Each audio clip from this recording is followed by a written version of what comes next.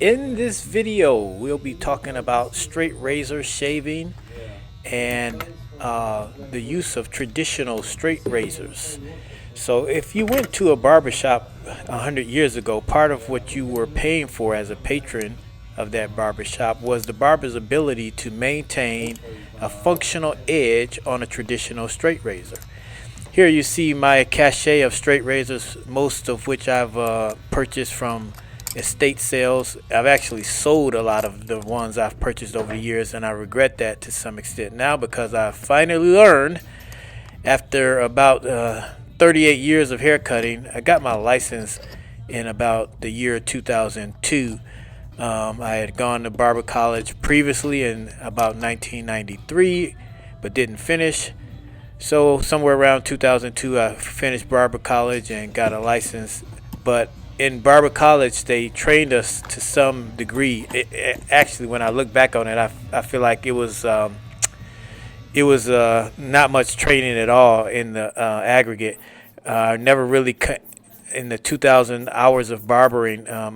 Barber college, I never came to the point of actually being able to put a functional and useful edge on a straight razor. So here you see I'm working a straight razor on the strop. I'm actually doing this at home. Actually, I think here I'm initially working it on the canvas side, and then I'm going to work it again on the leather horsehide side. But I recently picked up and tried mastering this art of putting the edge on a razor again, and I'm just stoked about the results. Here you'll see I'm going to actually do a straight razor shave on a patron in the shop. And this is a razor that I bought from a garage sale or estate sale somewhere used, and have put it back into service. It took quite a bit of practice and videos, and I actually purchased some additional stones. I had some sharpening stones. I purchased some more, and it's a rather daunting undertaking. There's a reason why I wasn't able to master it in barber college. It's just it's an art within itself, and depending on the razors, sometimes your results will vary. The razors themselves dictate and to some extent the ultimate performance you'll be able to get out of them. But hey, if you were a barber 100 years ago, you had to get that razor to do what it needed to do, or you couldn't charge your 25 cents. You couldn't get your 2 bits for a haircut. So yeah, here you'll see me carving up this gentleman, shaving him. He wants to keep the goat teeth, and we're pretty much shaving everything else. So how I prepped this gentleman is initially with a towel out of a steam cabinet, and also I'm not using a traditional lather or latherizer. Actually, here you'll see I'm pumping from a dispenser. This is an Aveda shaving cream, and I'm using that in conjunction with the steamer. The steam is giving me a nice consistent source of heat and moisture, making for optimal conditions, shaving conditions. It really improves your shave. Actually, this steamer does. It just gives you the conditions you need to render a smooth shave.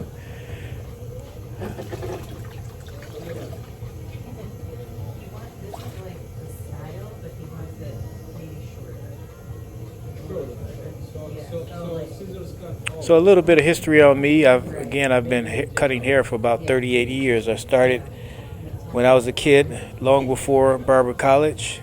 I'm from a family of 16, 9 boys, 7 girls, all the same parents. All of these children from the same parents, and Somewhere around the ages of 10, 11, 12, I basically became the family barber. Definitely had to cut my own hair, and that poured over into neighbors. And as I said, eventually, right out of high school, 1993, I think I went to Barber College while I was working a job at the phone company actually, and then I wound up going back some years later, somewhere around 1999, and it took me almost 2 years to complete the 2,000 hours required by the state of Michigan, the training, and thereafter I took the board examination and have been licensed since. I actually opened up a shop, my first shop, and the only shop I ever opened up actually back in somewhere around 2004, 2005. Didn't last long. I was actually still working full-time job at the same time, and for a number of reasons it just didn't quite work out for myself. But so yeah, here I am. I'm still in the business. I only cut hair about 3 days a week now, and I'm cutting hair at a shop in Farmington Hills. It's called Classic Touch Barber. I often say this shop's clientele it puts me, I say it's like cutting on the Tower of Babel. Very diverse shop. We're in an area of Farmington Hills that's surrounded by tech companies, automobile companies, and so our clientele are typically, I would say, a great some of them are engineers and professionals. And so yeah, we get a quite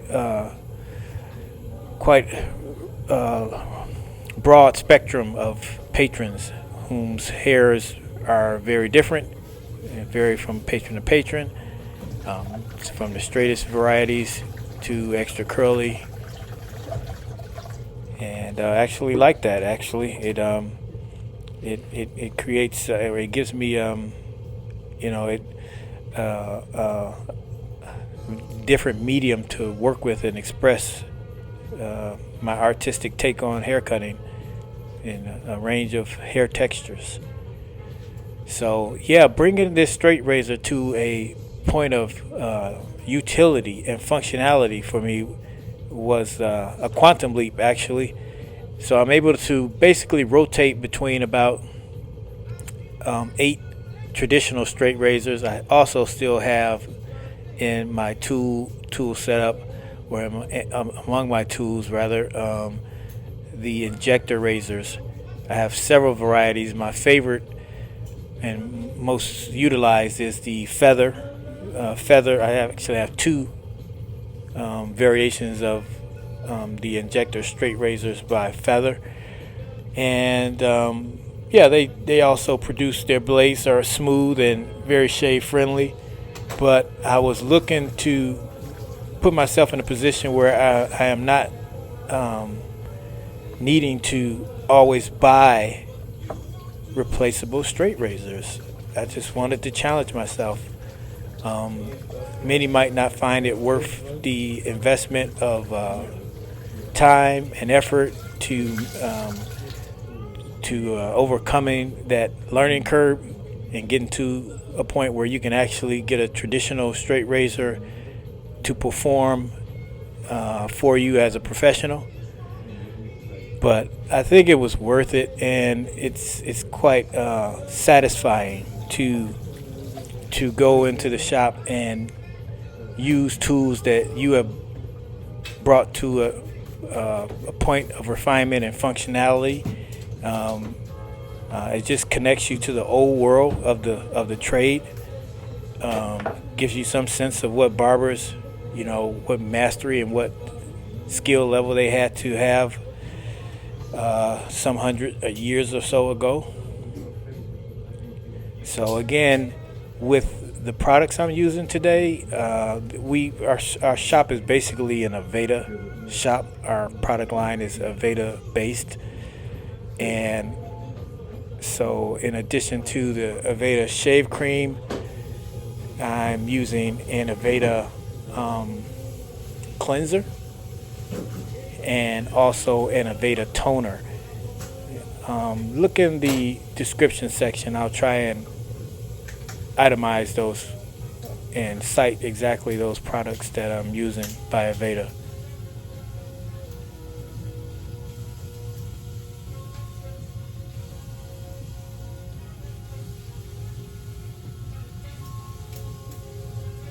They say all the old school barbers, the traditional barbers, will take care of those hairs in your ear. They won't let you go out with those wiry hairs.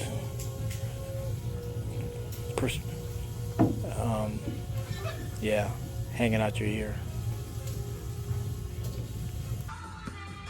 So yeah, it kind of feels like that when you've when I mastered and got to the point of getting some functionality and utility out of those old straight razors. It's kind of feeling I had.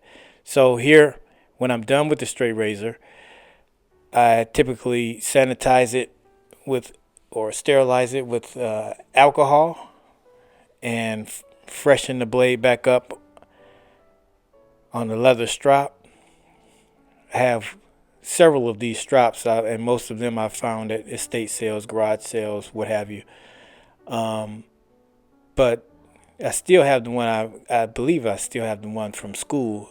It has the canvas on one side and the horsehide leather on the other. This one is both leather. So yeah, freshen up. Now what I here, I will note that in school we would just like rip that razor up and down the strop and think that the harder and the faster and the more pressure and the more heat we generated, that the sharper the blade would get. But I don't know. I don't think it works for me that way right now. I usually kind of, go at it very gently, because it seems in this process of learning how to put an edge on the razor, I could take the razor all the way back to a butter knife by putting too much pressure on it with the strop. So I'm very gentle and deliberate in my strokes as to not, dull the apex up. So yeah, part of what I did in assimilating some skill sets for working these razors back into operating condition is investing in some sharpening things. Some of this stuff I already had. Some old stones, some new, some vintage, some modern. So this is the Norton. I believe it's, where are we, 8,000 and 4,000 grit. The sharp pebble I got off of eBay is much cheaper stone. I think maybe I spent $25 or $30 for it. But the Norton, I'm thinking I might have spent almost $150, close to $200 for that stone, I think. It was pretty expensive. But all in all, I rely upon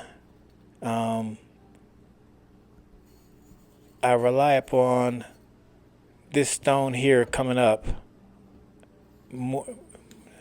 That's an old Barber. I'm not sure where I got that stone from, but it's cracked. But this one has been the most effective for me, especially once I get a bevel set and I just want to refresh a razor or hone that apex to that razor sharp edge that can actually shave. That's kind of been my go-to here lately. Thanks for joining us. I hope this video was informative and helpful for you. I'm again John Roseman with Tonsorial Virtuoso. Thanks for joining us. Bye now.